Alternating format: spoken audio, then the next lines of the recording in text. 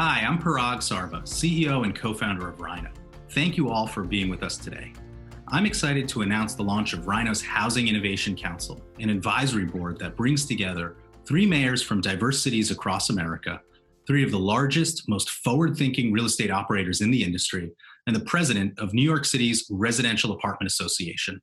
When I founded Rhino 5 years ago, we committed to driving innovation and working with leaders from every region to create real estate solutions that move the industry forward. To some, doing this in 2 of the most regulated industries out there, real estate and insurance, has always sounded daunting. But our team has remained confident in our ability and technology's ability to bridge divides and push housing forward, just as it has done in so many other parts of our lives. That belief, along with our commitment to collaboration, is what has brought us here today. Just 3 years after launching our product, Rhino's affordable solution is offered in almost 1 million homes across the US. Today marks the beginning of the next chapter in our story. I'm pleased to be joined by the 7 other members of our Housing Innovation Council as we kick off the first of a series of meaningful dialogues on the future of housing in America. Thanks, Parag. Mayor Whaley, Steve Lamberti, thank you both so much for joining us here for the kickoff to our Housing Innovation Council. We're going to get right into it. In 2020, business leaders, elected officials, and all Americans have had to confront a historic crisis in COVID-19. 40 million plus Americans have filed unemployment claims, and a large portion of the American economy has been forced to a halt. Beyond day-to-day responses taken by property owners and government leaders, in what ways do we think that this crisis is going to force industry and government to reimagine how multifamily housing operates as a field? We'll start with you, Mayor Whaley, about what you've seen and your thoughts moving forward. Well, it's a pleasure to be here and excited to talk to you, Jordan, and to Steve. I think for us, what we've seen is really the changing around the spaces that people cohabitate in, right? And so that has been a big change during COVID, and it's something that people really long for in multifamily, though, too. So, making these spaces more outdoors, I think, is really key as we see the benefit to that during COVID, but also making sure that there's a lot more staff that has to do to make sure that they're clean and that people can use them and be able to have that area. All across the country, not just in Dayton, I have friends that live in apartment complexes, and that's been the big challenge for the multifamily areas. It's just, sometimes that constraint during something like COVID that really I don't think we were. Maybe some really smart doctors had thought about pandemics, but I have to be honest, I don't think a lot of us were thinking a lot about what life would be like in a pandemic. And so those are the changes I think that will change what people want out of multifamily, and then I think developers will have to adjust. Steve, you run one of the largest multifamily organizations in the country. How has this pandemic changed your thinking, if at all, about how you may have to reimagine, from an industry leadership perspective? Well, it's a pleasure to be here, and Mayor, it's a pleasure to meet you. I think many of her comments are spot on. I think the multifamily housing industry, it's typical where people get up in the morning and go to work at 6 to 7 a.m. and they're gone all day and they come home in the evening. But with the pandemic, it certainly changed that. People were home for extended periods of time in their apartments, using the facilities, things of this nature. So I think it taught us a lot about the human spirit, not only for staffing, but for residents and individuals. So I think many things came to pass. I think that the mayor is spot on that us as business, civil servants, people in general, never anticipated this. And there's many things that helped us adapt to it. Technology being first and foremost. From the business side, technology enabled us to continue to provide service to our clients and residents through communications. They were able to pay their rent on time. We were able to provide services when and wherever possible. We were able to lease apartments sight unseen for a significant amount of residents and customers. Thank you very much, Steve. And, taking a little bit of a step back here, looking at the industry beyond COVID-19, it's no secret that cost of living is increasing across American cities and states. As an owner-operator, Steve, how do you think about this cost of living fact when it comes to strategy in thinking about, your business growth? Well, first and foremost, affordability is a significant word in my day-to-day business. Of our portfolio, we run two sides of it. We have a conventional set of apartment buildings throughout the U.S., and then we also have a sizable set of multifamily properties on affordability as well, low-income housing tax credit and things of that nature.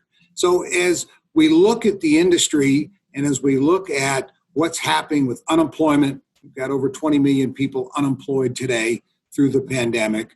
We look at rising costs for construction and land and things of that nature, and we look at affordability. That's extremely important. So strategy for us is looking at our properties, where are they located, what kind of services can we provide, and where are they in a pricing range. If we look at the overall average income of people in the United States, I believe a family of four is right around $59,000. So when you start to look at that and you look at rental rates, you look at products, you look at property, that has a significant impact on it. So we are focused on the cliche comment of where America lives. They live in our apartment buildings. On the affordable side, for about 15,000 units, and our conventional side, which we call B-grade apartments, which is right around $1,250 a month.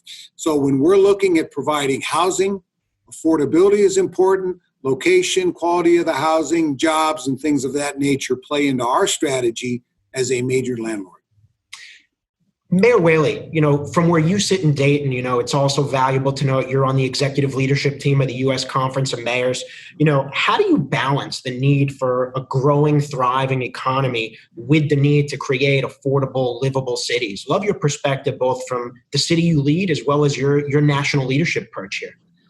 Well, I think they are the same, frankly. I mean, a growing, thriving economy is one that is really working for everybody, not just one section of a group of people. And we're seeing that need, especially today, around just how tough economic inequality can be. So I actually think that's what all cities are really thriving for, is a growing, thriving economy that works for everyone. And so that means that it is a livable and affordable place for everyone too. And you can't really do one without the other. The National Multifamily Housing Council, National Apartment Association have both been vocal about the need for federal renter assistance to help folks pay their rent. And that feels like an area of common ground in this pandemic. Want to go to you, Mayor Whaley, first to talk about where else might there be common ground between multifamily owner operators and public officials here, as we move forward in the months and years ahead. Well, I think you're right about rental assistance is a place that everybody's coming to. And quite frankly, we're not seeing enough of it, even during COVID. I think there is this overall issue, particularly, I do think that housing decisions are very local, right? In local nature.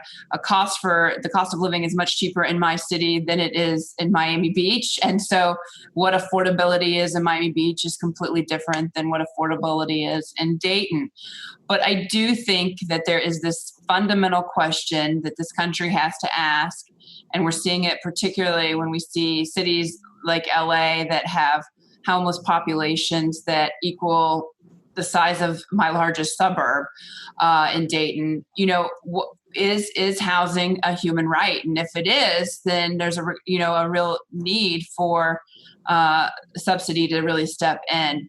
And when we see also the effect it has, particularly around children not being housed or moving every month on housing, it affects our long-term viability as a community and a country, because you're not just dealing with the basic need. So I think that's a place around rental assistance that more discussion and more action needs to be taken. I was pleased to see it move during COVID, but I think we need to have more of that in communities as we continue to fight for housing affordability. I want to talk about this concept of cities, and the exceptionalism with which a lot of business leaders and mayors talk about them, in the last years and beyond. COVID-19 has kind of generated a lot of hot takes in the press and punditry, around the future of cities and whether major metropolitan areas are still going to be attractive to renters. Mayor, wondering your perspective there, both kind of from the broad strokes U.S. Conference of Mayors perspective and from where you sit in Dayton, your take on the future of cities. Are you bullish? Well, I do think COVID has made people think about the future and in a very different way. But of course, cities are where 86% of people live. And so I don't think cities are going anywhere. How cities look might change a bit, particularly around some density issue. One of the things about urban centers and the creation of urban centers over the past 10 years is the market has really driven that. And we're seeing this real want for people to be able to have these sense of place. And so I think that will still exist. I do think things like retail are going to be much different. So I think there'll be different parts of our market that will change. But I do think that people will still want to live in communities that are walkable and that have really great amenities. We could go on for hours here, but the way I'd love to kind of wrap up our discussion here is to kind of go to you first, Steve.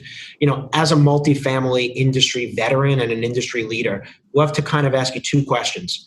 One thing that keeps you up at night when thinking about the future in the months and years ahead, and one area where you really feel optimism and opportunity. What keeps me up is safety. The concerns for my staffs, we're on AB schedules, the concern for our residents, our customers. This has been a significant toll on the world. How can I ensure that our coworkers are safe, our residents, our customers, and things of that nature? So that's what keeps me up at night. What gives me positive thoughts is adaptability of people. In the multifamily industry, we have always historically felt everybody had to come tour the property in person to rent an apartment. Same thing with shopping before Amazon 5-6 years ago. Now we see where technology has changed our lives. Did it with shopping with Amazon, and it's done it with leasing and renting apartments. The last 60 days, we have rented significant apartments without human contact, all through technology. So I think as technology continues to evolve, it will help us and assist us as a society and allow us to continue to grow and prosper. Mayor Whaley, mayors have to get things done. There's no Democratic or Republican way to pick up and take out the garbage, as they say. I want to pose the same question to you. One thing that keeps you up at night leading your city and as a national leader yourself, and one reason that you feel optimistic on the housing front in particular in the months and years ahead. Well, I think Steve's right. Trying to ensure safety and helping people make personal choices that keep them safe, right? I think there is a significant amount of fatigue around 100 days and maybe, another 100 days. And hopefully it's only that, but, the fatigue around the human spirit is real. And, getting folks to stay focused around that is something that we continue to worry about and message about and talk about. And, I'm fatigued too, about it too. So I understand that human spirit's nature to just be like, when are we done with this already, right? And I worry about that. But I'm hopeful. I'm hopeful generally in the discussion around equity and this discussion, particularly the younger generation, really demanding much quicker than my generation and the generations before me for some real systemic change in our communities. And I think that what we are witnessing here in 2020 is a pivotal moment that just happens to come during a pandemic. I think the pandemic does contribute to this pivotal moment of wanting to treat people and people be treated equally and with equity. And I'm really excited about that. It's a challenging time to lead through that, but it is a time that I think people will definitely look on so many things before COVID and after COVID in our country. And they have all these different pieces that are part of that. And that's, I think, an exciting time here in America. Mayor Nan Whaley, Steve Lamberti, President of Highmark Residential, thank you both so much for being part of our Innovation Council. I really appreciate you joining us here.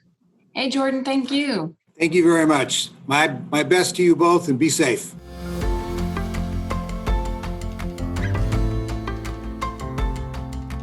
We're now here with Parag Sarva, co-founder and CEO of Rhino, and Joe Strasberg, the president of the Rent Stabilization Association of New York City.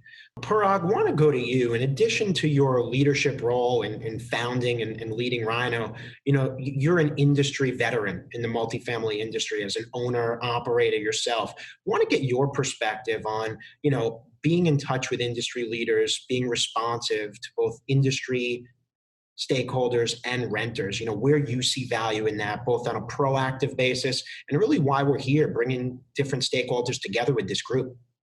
Sure. I think that's a great question. And something Joe said, I think is really key to what we do and what I view my role, as CEO of Rhino over the last several years is it's really about education. And because we're in a regulated space, both real estate and for us personally in insurance, it's really about educating other stakeholders about what we can do and what we do, because there's so much built up, one, stress, anxiety, and just history. They're huge multi-billion-dollar, trillion-dollar industries that have so much legacy of information and understanding. And really, so I view it as engaging with policymakers, engaging with landlords, and engaging with folks like Joe and partnering with guys like Joe who represent owners and advocate for the future of the industry. It's really about that sharing of information and education more than anything else.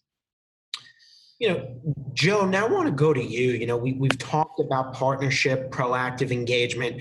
Obviously, COVID-19 has been a crisis that over the past months and the foreseeable future is really impacting every bit of life, both in greater New York City and across the country. I want to ask you how COVID-19 has changed how your constituents, your members, multifamily owner operators in New York City have approached their business, short-term and long-term strategy. Talk to us a little bit about COVID. Well, clearly it's had a detrimental impact on collection of rents.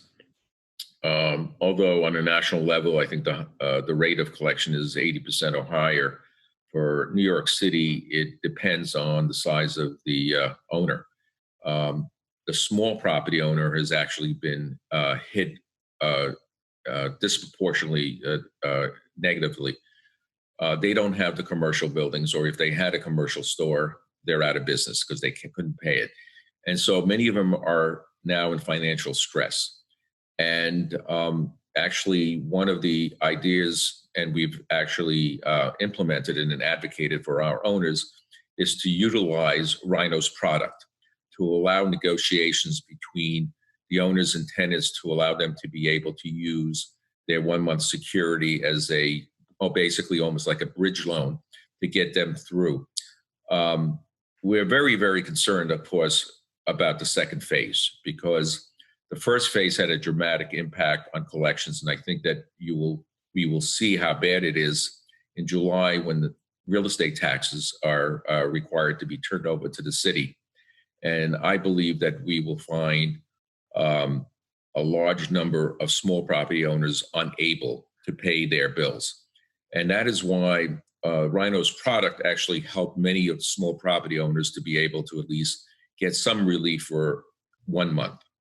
And it was in the newspapers all the time. Everybody's arguing and advocating for that product because it benefited both owner and tenant. Parag, Joe mentioned, this idea of, kind of helping out owners and figuring out ways to bridge gaps. You're an industry veteran. You understand as much as anyone the value of a growing, thriving business community.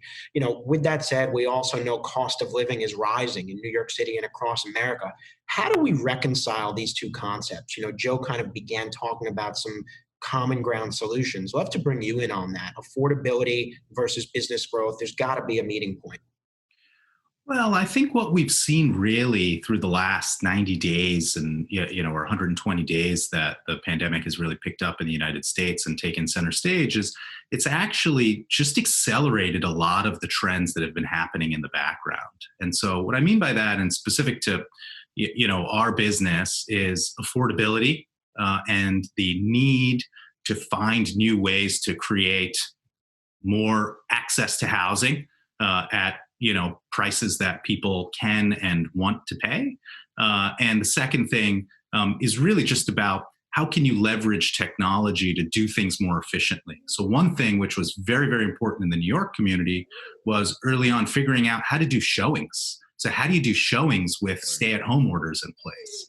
And there was a lot of back and forth that I know Joe and other leaders in New York engaged with the governor and the mayor on to enable brokers to start doing virtual showings. And so if you take, the mom and pop owners that Joe's talking about, imagine just 4 months ago what their typical leasing process looked like and what it requires today. And I think that that's one thing that this pandemic has really helped accelerate is just pushing forward with where there are gains. We need to take them now for the benefit of just survival, essentially. So Joe, Parag mentioned this idea of survival and mentioned this idea of kind of, smaller owners in particular, leading the association that you do. What's the biggest threat you see to the multifamily industry in greater New York City in the next, 6 months to 5 years? We just had a vote by the Rent Guidelines Board of the City of New York. They voted a 0 increase on rent. And we have been telling all the elected officials that if owners don't have the resources to put back in their buildings, that they eventually on a long-term basis will see deterioration of the quality of housing and units in the City of New York, as well as the inability to pay their taxes and other fees. Unless government recognizes that, and usually they don't recognize until there's a complete deterioration. They are not proactive, they are reactive. What we will ultimately see is a crisis in the housing market. We have now seen also the cuts in the capital budget to build affordable housing in the city, which is now going to further exacerbate affordability. And so, and we also are seeing values drop dramatically. We are seeing investment dollars leaving New York and going to other states that are much more friendly. So I'm very, very concerned that we're going down a road that unless government recognizes and makes fundamental changes in the way owners collect rent and invest, we are going to see some dramatic deterioration of the housing stock in the city. So, Parag, Joe talked a lot about, kind of challenges that industry and government leaders may face. I want to talk a little bit about common ground. One of the reasons this Innovation Council is so valuable is bringing together high-level leaders from both stakeholder groups. During COVID-19, National Multifamily Housing Council, National Apartment Association, many of those groups have called for renter assistance to keep businesses going and help rent collection in a tough time. Where else do you imagine there could be common ground for property owners and their associations and government officials in really moving the needle forward? Love to talk on a positive note there with you. Sure. I think there's so many interesting opportunities and pathways to go down. I, fully support the level of engagement that lawmakers and, quite frankly, real estate owners and industry professionals have, taken different views on how to address the near-term crisis. I don't think there's any magic answers on the near-term crisis. So people are trying lots of things. But I think really the same is true of the medium or long-term picture. And what I tend to think, or what I really believe, is that it's actually going to be a collection of many opportunities that we bring to bear to solve, the next 100 years of housing and the challenges. It's not going to be one magic silver bullet. It's not going to be that the rent law that was passed in New York State, has suddenly solved New York State's crisis for the next 100 years. Even if you fully support that wholeheartedly, it's just one piece of a much broader puzzle. And so really, I view, very much the same spirit of how we approached building Rhino, is that there's opportunities to make gains, to find common ground, as you mentioned, that deliver value to both sides. And so really what I think a big focus, and the reason we wanted to bring, everyone together, is to start focusing on the things that actually do deliver value to both sides, because it literally is purely about efficiency gains in the marketplace. There's better ways to do construction. There's better ways to use insurance instead of deposits. There's better ways to, provide a lot of services that historically have just been done a certain way for whatever reason. Thank you so much. Joe Strasberg, President of the Rent Stabilization Association of New York City. Parag Sarva, Rhino co-founder and CEO.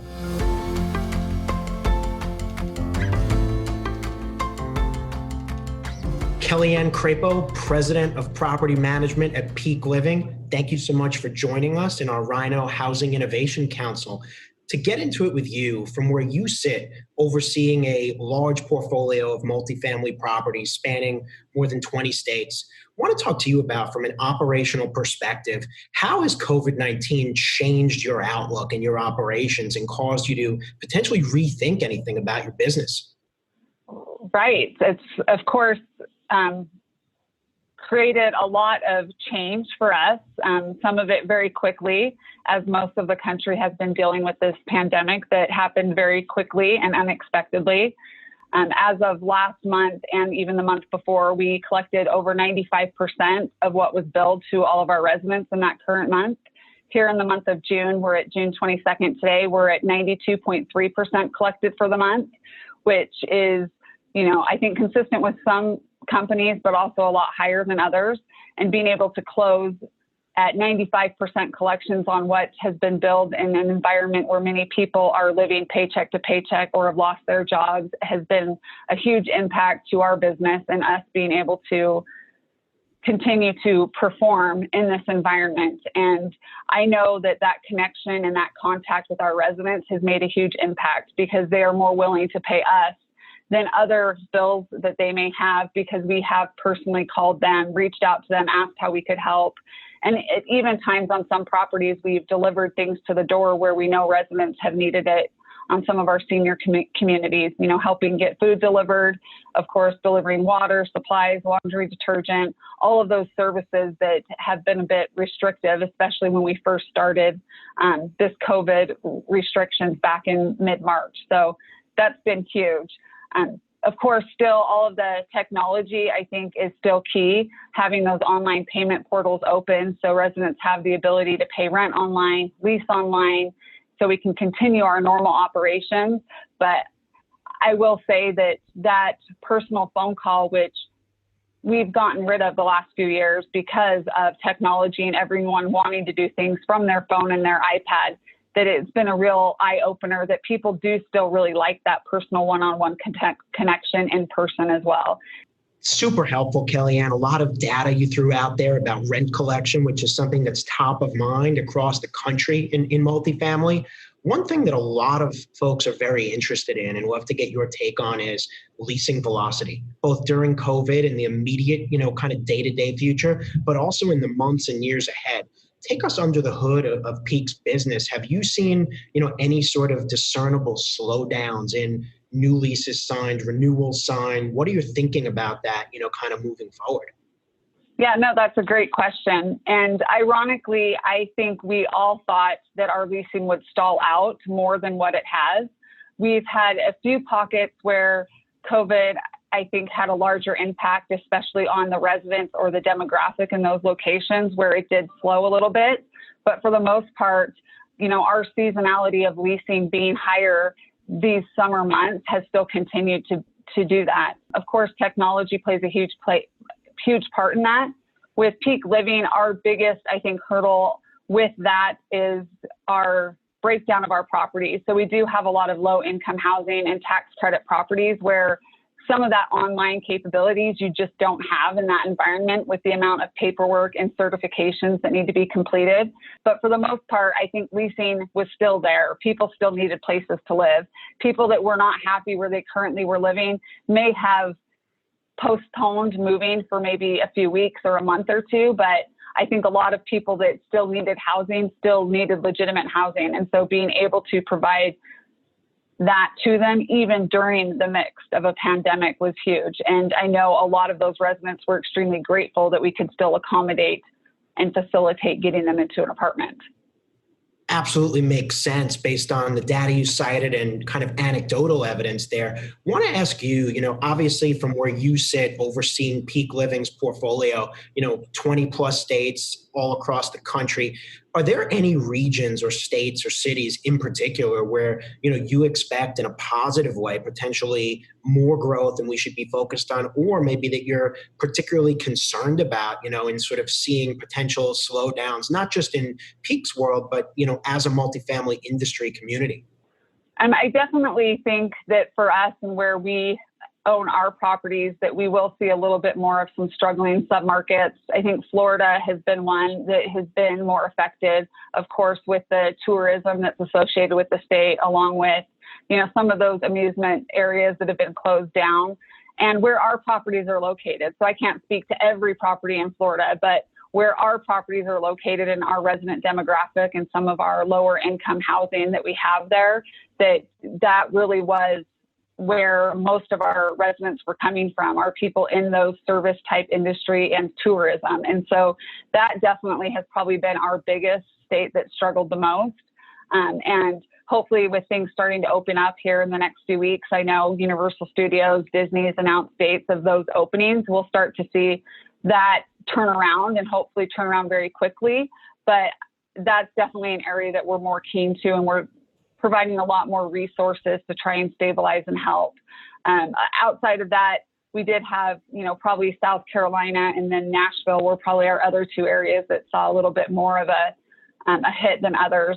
South Carolina, I think, again, where our properties are located, just very much, the workforce and a lot of large industrial manufacturers out there that, either restricted their hours, cut back on employees or even closed doors temporarily as this was going on. So again, I think that it will recover. It just might be a little bit longer of a recovery period. And then again, Nashville, I think mostly just because of the tourism and where our properties are located and our demographic is more of that tourism and service clientele. But overall, I think many other states were really surprised to see how well a lot of them did, and areas that we thought would struggle more didn't struggle. And we have quite a few sites, at least, 50% of our properties that have collected 100% of what was billed. So even despite, of course, what is going on, there are still a lot of very strong areas. Utah, I think, is still going to be very strong, and we'll still see that growth here. And I'm sure you've heard that from other people you've spoken with, but not seeing, Utah as affected as other areas. Texas, another area that we think will pick right back up and is definitely another hot area of growth for not just us, but I think, in general, just population growth and more expansion there.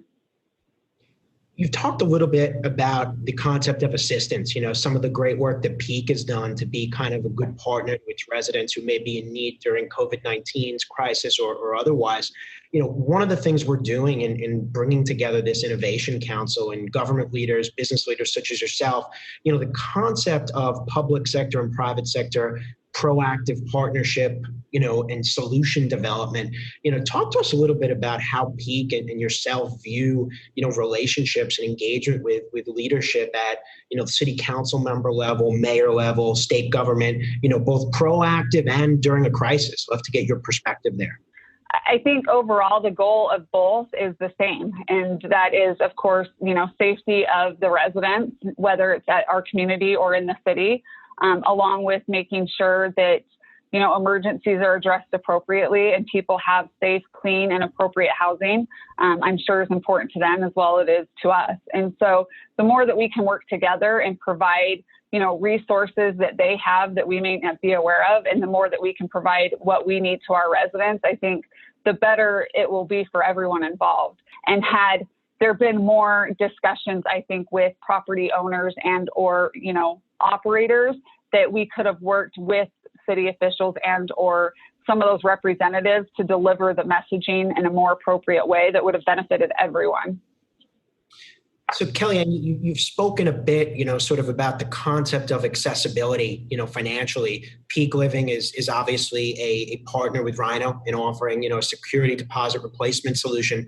Talk a little bit about, how you view solutions like Rhino's that, are attending to the needs and challenges of owners and renters, and, kind of where you think a solution such as Rhino sits in the, the future of the multifamily ecosystem.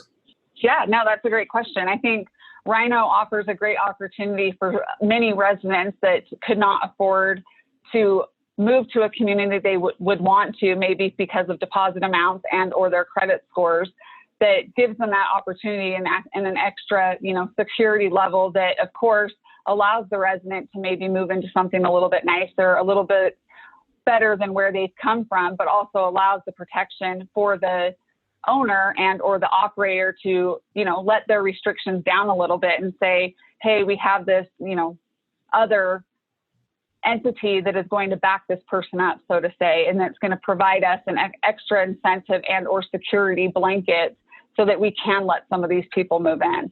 So I think over the next few years, as we continue to deal with COVID until it's done, especially over the next 6 months, as the moratorium's lifted, and I think some people will be forced to leave because they didn't pay for whatever reason, whether that's that they couldn't afford it financially, they were affected personally and were out of work, they didn't get the federal assistance that they needed.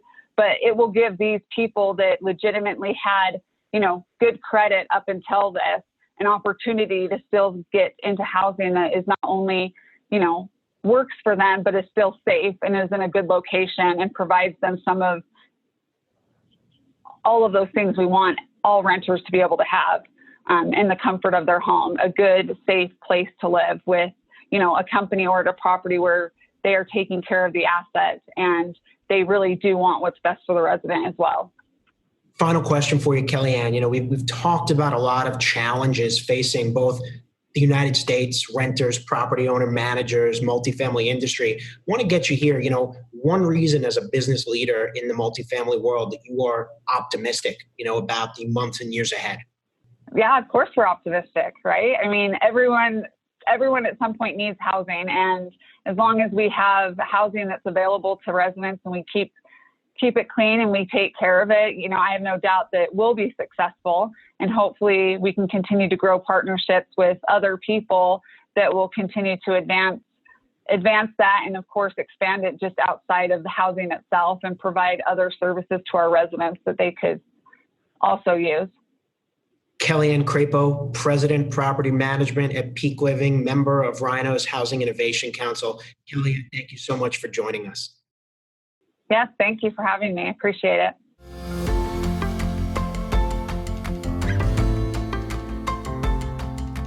Clark Ivory, CEO of Ivory Homes, largest home builder in the state of Utah. In addition to your status leading Ivory Homes, you've also been very involved civically and otherwise. You've been chairman of the board of trustees at University of Utah. You've played an active role in Governor Herbert's recovery task force related to COVID-19. I want you to talk to us a little bit about the concept of innovation and why you think public and private sector partnership and collaboration is so important in the real estate space. Well, everything over the last several years, there's been so much talk about affordable housing and how we're going to drive the costs down. But the reality is, there's not one secret recipe. There's just a ton of little things that are going to add up to making a huge difference. And as we started to think about it, we don't have all the answers in our backyard. We need to go outside of our marketplace and find the kind of companies that have the entrepreneurs and the innovators that are making a difference. And we want to learn from them and bring them back. And so what we did is we went outside of our market. We decided we would start this Ivory Prize, which is part of Ivory Innovations, where we look at companies and institutions and organizations that are doing things different than everybody else. And then we ask, is this something that's scalable? Is this something that we can replicate? Is this something that we can bring back into our own market? And we've been incredibly encouraged by the number of innovators and entrepreneurs that are making a difference across the country. And I really believe that the answer to housing affordability for the United States is to continue to focus on entrepreneurs and innovators that have all the little answers, just like Rhino. I mean, what a great solution for the renter who's trying to get in and just doesn't have enough money in their pocket to make it happen. And there's other concepts, across the country that we think are just incredibly valuable as well.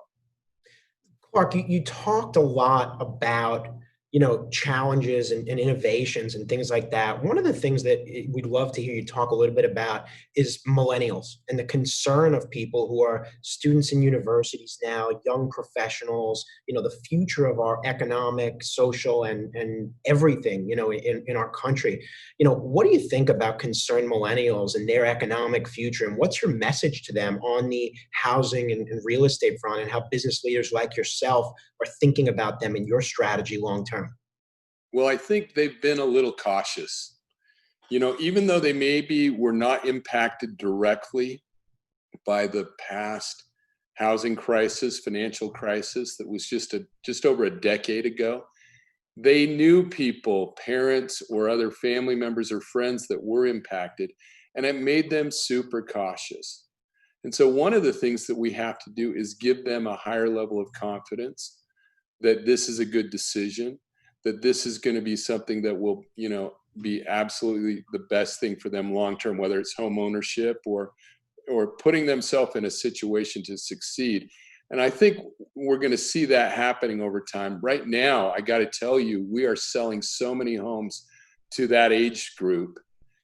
Clark, you are a builder, among other things. And one of the topics we'd love to get your insight on is this idea of, sustainability, green building, green development. We've heard a lot about climate change across our country and our world. I want to get your take on how that's really going to come to bear in the real estate industry, and how leaders of organizations such as the one you lead really can be charting the course here in both taking action and collaborating with government public officials. We've done a lot to become a green builder over the last 7 or 8 years. We've made a lot of investments. And at this point, our HERS score, when you look at the efficiency of a home, the HERS score is how you really determine how tight that home is built, how efficient it is, what kind of appliances that were put in, how high efficient were they, et cetera. And we've driven our HERS scores down into the 50s. Most builders are in the 70s. And of course, older homes are between 100 and 200. And what we've seen is that we can save really most of our home buyers. The average home buyer is going to save about $100 a month because of the efficiency. But they're also going to feel really good because they are in a home that isn't creating the same kind of challenges to the environment. And we've been investing heavily in that. It's very, very, very helpful. And I think one of the other things we want to just have you talk just a small bit about here is, this concept of cost of living going up, major metropolitan areas, whether it be Dallas, Texas, New York City, Salt Lake City. What's your philosophy on the future of cities? Are they going to remain an attractive beacon that young people and all people want to be in? Does affordability endanger that? It's interesting because in the past, we know that this has been a coastal problem, but it's no longer just a coastal problem. You can look at Salt Lake City, Denver, many other markets, and these markets have seen some of the highest appreciation over the last 5 to 10 years. But it's a big deal, and it's not just a coastal deal anymore. It's a big deal for a lot of markets. I do think that actually we're going to see a lot of people leaving some of the more crowded cities and coming to cities like ours because of what they've lived through with COVID. I mean, the truth is the smaller states, the smaller communities have managed it much better. We know it's harder to manage COVID in the crowded, most metropolitan and urban areas, that the spread has been quicker and more dramatic. And it's been harder to take care of the healthcare needs. And people see the numbers that we have in our market with, it's amazing. I mean, just 1 out of 100 of the individuals that have COVID here ever end up having a situation that's really dire. And so it's just something that, one of those things that I think is causing people to think twice about where is it we want to live for the rest of our lives. And they're thinking about these other second-tier markets. Despite the challenges we face, reasons for optimism, would love you to give us one reason that you as a business leader are really optimistic about the real estate landscape in the months and years ahead, despite the challenge of COVID-19, affordability concerns, and those that you've already highlighted here. Well, first off, this is more short-term, but we sold 20% more homes in May than we did a year ago in May, which is just unbelievable to me. Even though we had a dramatic downturn right after COVID, we've seen the markets balance out and a lot of buyers resume to the marketplace. But I think long term, what encourages me the most is that we are in our market able to produce, the housing at levels with a lot of different inputs, a lot of different innovations that I think are going to meet the needs of a lot of our workforce. And hopefully we'll continue to find the innovations from companies like Rhino that will help us to get more and more people into housing, whether it be rental or for sale housing. I think America is full of entrepreneurs. America is full of great innovators. And we're going to continue to focus on this. And I think the social landscape is going to change a little bit, where we all recognize we're better off solving these problems now than letting them become more acute over time. And there seems to be an interest in us all investing in that.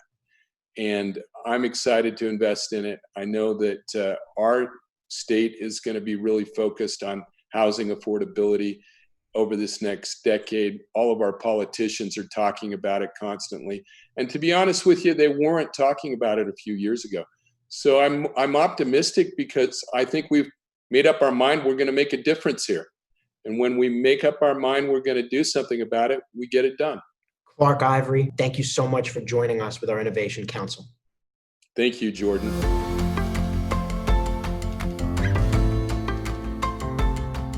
Mayor LeVar Stoney of Richmond, Virginia, and Mayor Anna Tovar of Tucson, Arizona. Thank you both for joining us. We're going to get right into it here with our Mayor's Roundtable. Mayor Stoney, we're going to start with you. Obviously, we're in the midst of the COVID-19 crisis, as well as crises involving racial justice and others. When we look at housing and affordability, accessibility for renters, did these crises just exacerbate issues that already existed, or did they bring entirely new issues to the forefront? Love to bring you in there from your vantage point leading the Commonwealth of Virginia's capital city. Yes, and thank you, Jordan, for having this for us and being able to have these candid conversations about housing. And you know what? I mean, with the pandemic striking here in early March, what I've seen is all the pandemic did was exacerbate some of those inequities we already saw in our system, particularly for Black and Brown people. When I look at housing, there's a number of renters right now who are facing some serious hardships because of a lack of income, a loss of income, and the rent being due. We got the beginning of the month coming up here pretty soon. And once again, I think a lot of our residents who had maybe a plan B don't have a plan C, a plan D, a plan E. And all that has done is exacerbate the housing crisis that we were already facing here in the city of Richmond. What we've requested is our landlords to practice compassion, as well as those who rent to also understand the struggles of some of our landlords too. In addition to that, we've worked on rental assistance using the CARES Act dollars that we received from the federal government. We're going to allot $6.1 million in CARES Act dollars to rental assistance and an eviction diversion program. Prior to COVID-19, we were already at the second highest rate of evictions in the United States of America. Roughly, I believe, 14% of those who the population in our city were being evicted. And so we got a couple thousand now who could be potentially evicted in the next couple of weeks, and we want to avoid that. So we're standing up a number of programs that help support those who need it the most. And I'm just, I'm worried. I'm very, very concerned that those who were on the brink could potentially fall through the cracks. Thank you, Mayor Stoney. Mayor Tovar, I want to bring you in here. You're a mayor. You lead a city out west in the United States. Mayor Stoney's, leading on the east. Obviously, the crises that you're confronting as a leader in your city are quite similar, undoubtedly. I want to bring you in here on, the mission critical support, but also as we think ahead to the future. What is your message to the people of Tucson and really, people in general, renters and property owners, as we weather this storm? Thank you, Jordan. It's an honor to be on. Yes, I mean, as Mayor Stoney had mentioned, we have the similar aspects here in Arizona, and we're right now, I would say, in a spike of COVID cases. So this brings another layer of, I would say, proactiveness that we need to address relatively quickly. I would agree in regards to housing, and here in our city, we're doing everything we can in regards to financial assistance with our renters, and definitely wanting to be able to offer that financial assistance so that people can stay in their houses. One thing that we've been hit hard with, I would say, in the past 3 weeks has been an increase of those that are homeless. And so we are addressing that issue as well, too. So we're trying to tackle both issues at once and trying to prevent people from becoming homeless. It's a big, serious issue here in the West. Mayor Stoney, you talked a bit before about sort of the plight of renters in your city, but also the plight of property owners, landlords, obviously both of whom are constituents of yours. Is it a communications issue about, renters understanding, kind of where their rent dollars go, and property owners understanding the need for compassion? Talk a little bit about how we balance this. Obviously, as a mayor, your job is to get things done, not necessarily, kind of look into one group versus the other here.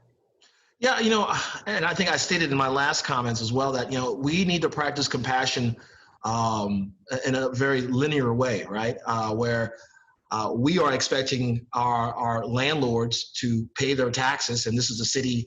Richmond is based on our largest pool of dollars in terms of revenue or real estate taxes, and then we're asking landlords to, and landlords are expecting to pay rent as well, and then or get rent paid, and then those who rent don't have the dollars to pay the rent, and so we've issued, enacted different amnesty programs for our landlords in terms of payment of the real estate tax, but also you heard about my programs in terms of rental assistance and eviction diversion as well. But the one conversation I had, though, with a group of community bankers, bank presidents, and large banks as well, located right here in my region, it was you have to be able to have that conversation, right? That, hey, I lost my job, or I'm going to lose my job, or I've had to pay something else because of the pandemic, and I don't have the rent today. Because what's going to happen is that the landlords have to talk to their banks, and the renter has to talk to their landlord. And so we've asked that compassion be practiced throughout the system, so we can have these conversations that no one's falling through the cracks. That's what we want to prevent. Mayor Tovar, Mayor Stoney talks about kind of the future here, and I think there's obviously, a need to be, optimistic and solutions oriented. You come from a unique background. You were a public educator during your career. When we think about millennials and we think about the future and concern and anxiety, what does the future look like for millennials, kind of from a financial, security, strength, empowerment perspective, particularly as it relates to housing? Love to get your take there as a mayor, but also someone with a background of an educator. Yeah, great question, Jordan. I would say before COVID, we were just tailoring our housing needs, whether it was home ownership or rental, in regards to millennials, in regards to building popular, retail, and where their housing is located on the same mixed use, because that was the needs that we were seeing from our millennials, where they wanted to have a place to own or a place to rent that had immediate access to retail and different amenities, not in your traditional type of building houses with 4 to 5 bedrooms. So we were doing a mix of that in our community, and we still see the need for it as well too. We're pushing forward on another development that is coming up, but I agree with Mayor Stoney that communication definitely is key, in listening to our constituency and knowing what their needs and wants are, and at the same time working together to bring forward solutions, whether that's programming, whether that's innovated things that had have yet to be introduced, but it is definitely right now a time where listening, learning, and leading with what we're hearing from our constituency is key, because we definitely want them to remain as homeowners. And if they're renters, we definitely want them to remain as renters and hopefully work towards a home ownership if that is something they're looking into. But again, we have to be in lockstep with them in regards to any planning for the future for our needs as well too.